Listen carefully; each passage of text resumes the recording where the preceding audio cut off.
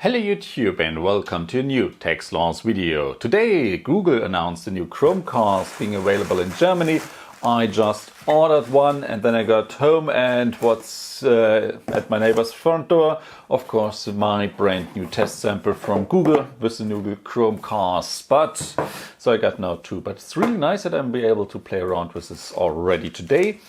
In the package there was also an envelope with Google telling me have fun with it, checking it out, but please, even such a cheap technical device has to be sent back to Google after 2-3 weeks. And we got this short sheet for the media telling us what's new or what is a Chromecast.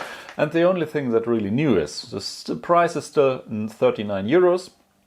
It's 15% faster and it now can picture 1080p videos also in 60 frames per second. This is a new thing, this is a nice thing, but no 4K. 4K Ultra HD is only then you need the Ultra Chromecast Ultra for this one.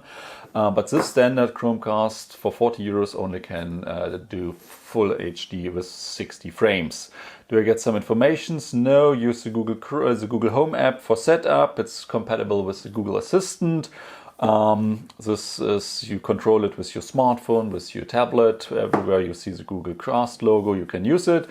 You get some apps like YouTube, Netflix, Spotify, and some TV apps. And now let's check out what's inside the box, if I will be able to get it. Yes, just pull this up, open this split, and there we go.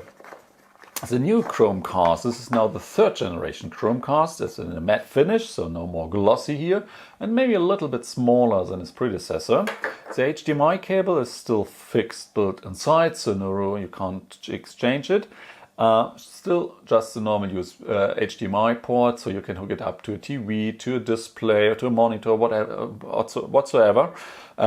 Just make sure if you want sound, the device needs some sort of built-in speakers or some speakers hooked up to it, but the Chromecast does not care where you put it. Power comes via micro USB. Yes, this is still a micro USB port, and we got one button on the side to turn it off, on, or to reset it. Let's check out what else is in the box. We get one charger, normal USB port, and an output of 5 volt, 1 ampere, so a 5 watt charger. So yes, you still, or this is what I'm going to do. Of course, I'm going to just use the USB port, the service port, or if you got a power port on your TV, if this is sufficient to power up the Chromecast. So, but if the Chromecast does not turn on or is always resetting, rebooting or anything, then it does not get enough power, and then use your normal charger here. So the cable is a normal USB to micro USB cable. And the last thing that are in the box are, I guess, fine print warranty information and a starter guide telling you how put it into your TV, hook it up to the power, choose the right HDMI channel at your TV or monitor, and then just follow the instructions at the Google Home app, which you can download on your iOS, Android device, tablet, iPhone, smartphone, whatsoever. And this is what I'm going to do now. So I'm going to hook it up and then check it out. So and now, roughly 1 hour later, I played a little bit around with the new Chromecast 3rd generation. I used the Netflix apps, the YouTube app, a couple of other apps. And it does exactly what Google tells us the new Chromecast would do. So you can now watch full HD content in 60 frames. There are no lags. Oh yes, there are some loading. There's some loading time. So you start something and it's loading for 2-3 seconds. And then the video file plays in nice full HD resolution. So there's not this, the device starts, the video starts in standard SD quality and then switches over to full HD. No, it starts right from the very first second in full HD 60 frames if you got 60 frames content. Is the new Chromecast now 15% faster than the old one? I wouldn't say no, I didn't notice any difference here, but of course this is just a first impression, so I did not yet compare both Chromecasts next to each other. But from my personal opinion, I would say I can't feel any difference here.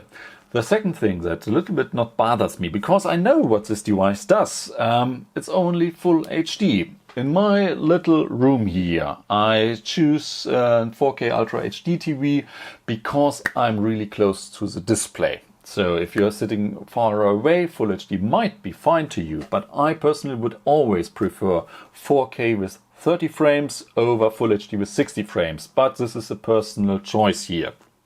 So it plays that even if you come with 4K content, 8K content with YouTube or so, the device plays that, but you will only see it in Full HD, or maybe a little bit better if you got some upscaling TV or anything like that.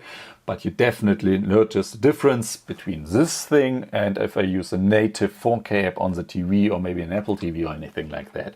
And that's the point where I think for 40 euros, yes, this is okay, but for 60 euros I get the new Amazon Fire TV stick, which also plays 4K videos with up to 60 frames.